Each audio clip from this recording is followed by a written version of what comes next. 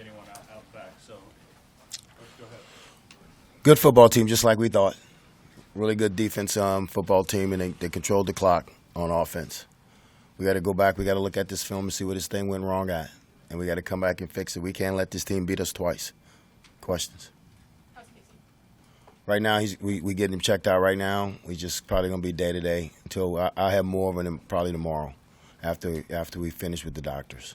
Mickey, the game got away from you in the final 6.5 minutes of the first half. Mm-hmm. Were you surprised it got away from you that quickly? Well, I knew after when Casey went down, we thought we was in good place when Casey went down. After Casey went down through the pick, I was surprised that it got away that quick. Got away from us. What is the nature of Casey's injuries? Is it arm, wrist? Yeah, I think it was his arm. He got jammed on the elbow and kind of hit the nerve, and he couldn't feel his fingers. His hand was numb. Mickey, a couple interceptions near the red zone, and so for field goal, how impactful were those missed opportunities for you? It's big. We talked about winning the turnover battle, and we didn't. We got to win the turnover battle. We had too many turnovers. You went with Logan at first and with Chubb in the second half. Kind of what was behind the decision process? Well, we wanted to go Logan because we thought we was going to run some option, and then we figured we had to throw it to get back in it, so we went with Chubb. What were they doing to Trey Palmer? He just had one catch today for 1 yard. Did they do something to take him out, or was it more that you guys just couldn't get it to him? Well, they mixed it up. We couldn't get it to him, but they were really handsy, and we talked to him during the week that they're just not going to let you run. So he's got to run through some of the contact. He understood that after doing the game that he had to run through it, but just some places we just couldn't get it to him. Was there a thought to go back to Logan in the second half? We talked about it, but we thought we had to throw it, so we thought we'd stay with Chubb. What did you see with Chubb in that was leading to some of the struggles that he had out there? Well, he's just got to take care of the football. On the interception, he's throwbacks across the field. You learn that first day of quarterback school. Don't throw across your body. Don't throw across the field. Should have just ran the ball because we already were in field goal range. We already had points, and he understood that. After I got to get him. I got to prep him better. I got to get him ready better. How do you think you stood up physically with these guys? Because I know you preached that all week. Yeah, I thought we were physical. I thought the defense played hard. I thought the defense, went at them. They're big offensive line, and they run the ball well. How much of the second half? I think he gave 29 yards. Yes, it went downhill. We got off the tracks second half, and like I said, we got to go back and look at the film. But I can tell you they dominated us in the second half. Mickey, how confident are you in Logan Smothers in the throw game?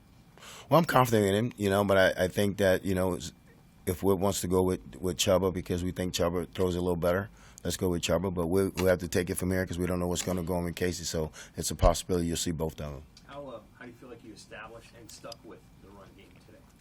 I thought we had some runs, and I thought we missed some runs also. And we got to do a better job of just creating more seams. Is Torres a possibility? Excuse me? Torres? No. Right now, Torres not ready. How frustrating was it not to get Trey more involved?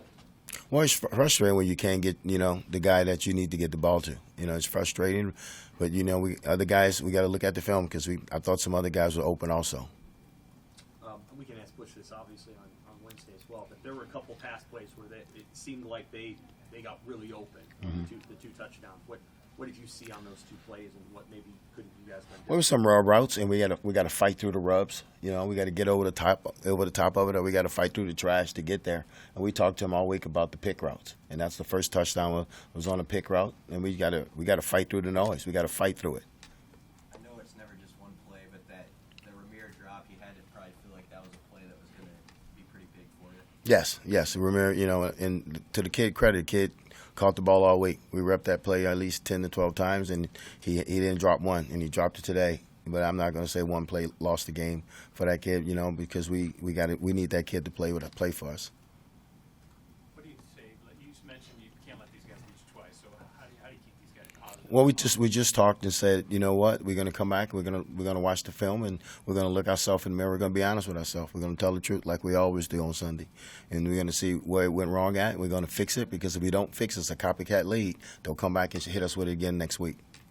Is the gap between Thompson and the backups that significant in terms of what we saw today? Is that indicative of what you've seen in practice? Well, I think anywhere around the country between 1 and 2 is going to be a big gap. So Sam, I think it's a gap.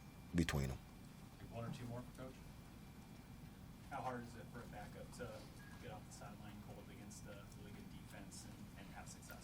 Oh, it's hard. It's hard. It's not easy, especially going against a really good defense and they're moving around and they play solid football. But, you know, we got to get him ready. I got to get him ready. I got to do a better job of prepping him during the week and getting him ready and probably have to get him more reps, get a backup more reps. But sometimes a backup don't get any reps. He's got to get mental reps, and he's got to go in there and do his job.